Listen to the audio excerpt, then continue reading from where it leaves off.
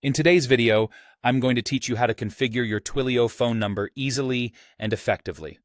Whether you're setting this up for business purposes or for personal use, this guide will walk you through every step of making sure your phone number is ready to serve you just the way you need. So, let's dive straight into the process and have you up and running in no time.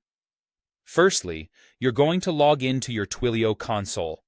This is your main dashboard for managing everything related to your Twilio services. Once you're in, navigate to the phone numbers section.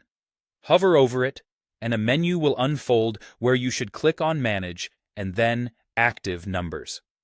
This is the place where all your currently active numbers are listed, and it's where you'll start configuring the number you want to work with. Once you locate the specific phone number you wish to configure, click on it. This will bring up a page with various options that allow you to tweak how calls and messages are handled by this number. First up, let's tackle voice calls. Under the voice and fax section, you'll see an option that says, "A call comes in." Here, you can decide the method through which you want your calls to be processed. One of the options available is webhook. For this, you'll need to provide a secure HTTPS URL and choose your preferred HTTP method, either POST or GET. This means every time a call comes in, Twilio will make a request to the URL you've specified. This is perfect if you have a server set up ready to handle these requests.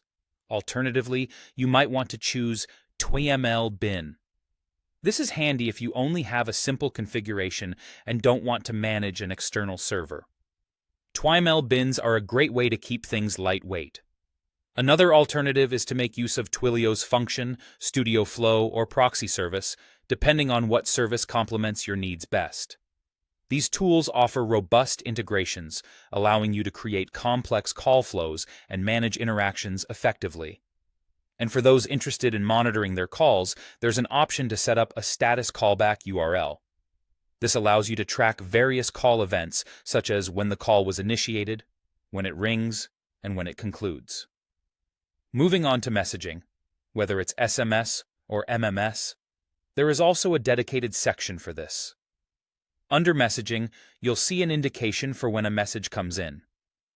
Similar to voice calls, you can select webhook, Twiml bin, or function and input your handler URL along with your HTTP method of choice. This ensures that every time a message is received, the proper actions are taken based on your configuration.